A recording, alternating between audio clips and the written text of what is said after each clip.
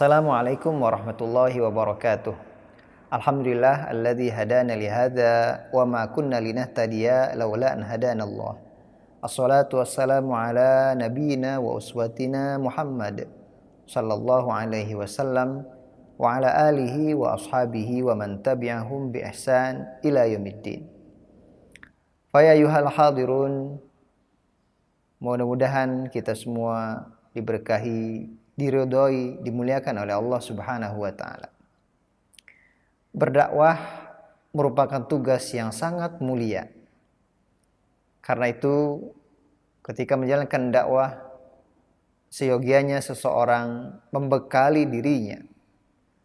Seorang pendakwah lazim membekali dirinya agar dapat menjalankan dakwah dengan maksimal, dengan optimal dalam mewujudkan tujuan dan target-target dakwah yang mulia.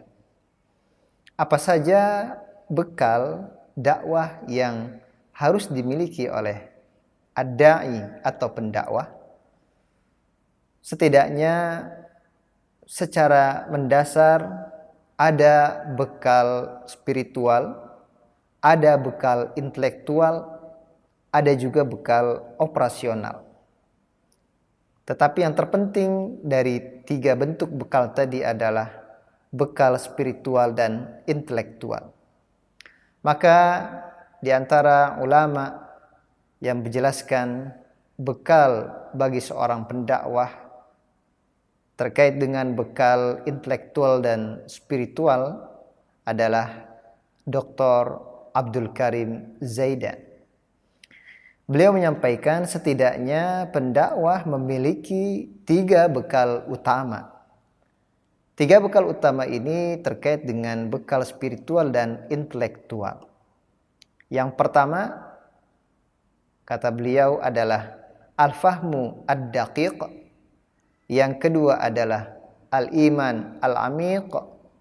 Dan yang ketiga adalah al-ittisal al-wathiq.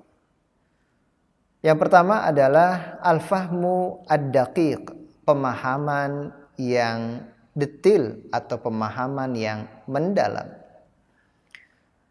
Yang pertama terkait dengan aspek pemahaman ini, tentunya di dalamnya adalah aspek ilmu pengetahuan, bekal ilmu pengetahuan. Bekal ilmu ini tentu sangat penting bagi seorang pendakwah. Karena seorang pendakwah menjalankan tugas yang amat mulia, menjalankan peran yang sangat-sangat istimewa. Maka dalam menjalankan peran dan tugasnya itu, mau tidak mau dia harus berbekal ilmu. Bekal ilmu akan menjadikan dakwahnya dakwah yang benar, dakwah yang tepat. Banyak sekali ayat dan hadis yang menjelaskan tentang pentingnya ilmu. Misalnya Allah Subhanahu wa taala sampaikan dalam surat Muhammad ayat 19, fa'lam annahu la ilaha illallah. Maka ketahuilah bahwa sesungguhnya tiada Tuhan selain Allah. Fa'lam diawali dengan kata-kata ketahuilah, dengan kata-kata berilmu. Al-ilmu qabla al-amal. Kaidah yang pasti yaitu berilmu sebelum beramal. Orang yang beramal tanpa ilmu bisa jadi amalnya lebih membawa kerugian ketimbang membawa kebaikan. Maka ketika kaidah itu berlaku untuk seluruh amal, begitu pula untuk amal yang utama, yang istimewa, tentunya kaidah itu juga berlaku, bahkan sangat-sangat berlaku secara kuat. Berdakwah harus berdasarkan kepada ilmu. Banyak sekali ayat lain yang memotivasi tentang pentingnya ilmu. Allah sampaikan misalnya dalam Al-Mujadilah ayat 11, Yarfa'illahu alladhina amanu minkum walladhina utul ilma darajat. Allah meninggikan derajat orang-orang yang beriman di antara kalian dan yang berilmu. Para hadirin yang dirahmati Allah,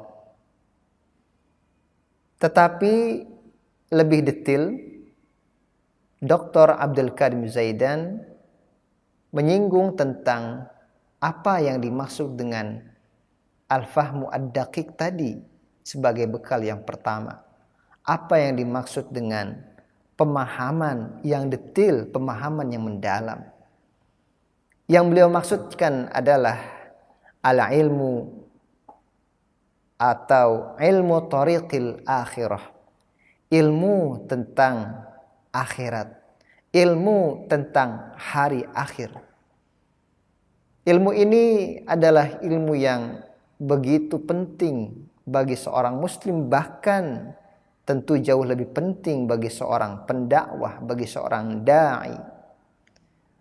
Tetapi di tengah pentingnya ilmu ini, fenomena yang ada, yang kita saksikan, seakan-akan belum mewakili, belum berimbang dengan pentingnya ilmu ini. Tidak terlalu banyak, atau lebih tepatnya masih jarang, masih sedikit daripada pembahasan-pembahasan tentang ilmu akhirat, ilmu tariqil akhirah, ilmu tentang iman kepada hari akhir. Padahal Al-Quran betapa memberikan konsen yang besar terhadap ilmu hari akhir, ilmu tariqil akhirah, ilmu tentang adanya alam kubur, ilmu tentang kebangkitan, ilmu tentang as-sirat, jembatan, ilmu tentang al-mizan, timbangan, ilmu tentang surga dan neraka, dan seterusnya. Ilmu itu terkait dengan ilmu akhirat yang seyogianya dimiliki, bahkan diinternalisasi dalam diri seorang ad-da'i atau pendakwah. Karena Al-Quran, hadis Rasul betapa sering menyinggung hal ini dengan variasi deskripsinya, narasinya, pesan-pesannya, dengan beragam pesannya. Ilmu tentang hari akhir menjadi konsen daripada Al-Quran dan sunnah Rasulullah Sallallahu Alaihi Wasallam. Pertanyaannya, bagaimana agar kita senantiasa bisa menyadari atau bahkan mengingat atau bahkan menginternalisasi ilmu tentang hari akhir? Salah satu cara yang efektif adalah dengan mentadabburi Al-Quran. Allah Subhanahu wa Ta'ala sampaikan beragam redaksi, narasi dalam Al-Quran tentang hari akhir dengan beragam fenomenanya. Tetapi yang perlu kita lakukan adalah tadabbur terhadap ayat-ayat yang terkait dengan hari akhir. Allah sampaikan dalam surat Shad ayat 29, Kitabun anzalnahu ilaika mubarakul liyadabbaru ayatih. Bahwa Al-Quran adalah kitab yang diberkahi, yang diturunkan kepada Rasulullah Sallallahu Alaihi Wasallam. Untuk apa? Salah satu tujuannya agar ditadabburi. Dalam ayat lain misalnya dalam surat Muhammad ayat 24 Allah sampaikan, afala yatadabbaruna al-Qur'an am ala qulubin aqfaluha. Tidakkah mereka mentadabburi Al-Qur'an atau hati mereka yang sudah terkunci? Jadi bagi seorang pendakwah mesti memiliki waktu-waktu khusus atau bahkan sering untuk mentadabburi Al-Quran, terutama yang terkait dengan ilmu bitariqil akhirah, ilmu hari akhir, yang mana ilmu ini menjadi al-fahmu ad-daqiq, di antara bentuk pemahaman yang mendalam tentang ilmu. Para sahabat, para salafus salih, mereka memberikan konsen yang besar terhadap ilmu tentang hari akhir. Hadirin yang dirahmati Allah, bekal yang kedua yaitu al-iman al-amiq, keyakinan yang kuat. Allah Subhanahu wa taala sampaikan dalam beragam ayatnya. Rasulullah sallallahu alaihi wasallam sampaikan bahwa Islam, agama Islam adalah agama satu-satunya yang benar, satu-satunya agama yang diterima oleh Allah Subhanahu wa taala. Bahwa Allah Subhanahu wa taala menyampaikan, qul inna hudallahi huwal huda, dalam Al-Baqarah ayat 120. Katakanlah sesungguhnya hidayah, petunjuk dari Allah itulah satu-satunya petunjuk yang benar. Agama lain sesat, agama lain salah. Keyakinan inilah yang harus dimiliki oleh seorang dai, keyakinan yang kokoh bahwa Islam yang dia dakwahi adalah satu-satunya kebenaran yang finish, yang selesai, yang diakui oleh Allah Subhanahu wa taala. Hadirin yang dirahmati Allah, bekal yang ketiga adalah al-ittisal al-wathiq, hubungan yang kuat dengan Allah Subhanahu wa taala. Allah Subhanahu wa taala menyampaikan, innallaha ma'al ladzina taqaw wal ladzina hum muhsinun, bahwa Allah beserta orang-orang yang bertakwa dan orang-orang yang berbuat kebaikan. Bagi seorang pendakwah, kebersamaan, hubungan yang baik dengan Allah, bersandar kepada Allah, yakin kepada Allah, berserah kepada Allah, menjadi di antara bekal yang utama dalam ia menjalani dakwah. Ketika dia menemukan kesulitan, dia akan terus dikuatkan dengan ingat kepada Allah Subhanahu wa taala. Begitu pula saat ia mendapatkan kemudahan dan kesenangan, ia tidak lupa, ia tidak lalai, ia tidak lengah kepada Allah Subhanahu wa taala, bahwa yang mengatur hidupnya, mengatur rezekinya adalah Allah Subhanahu wa taala.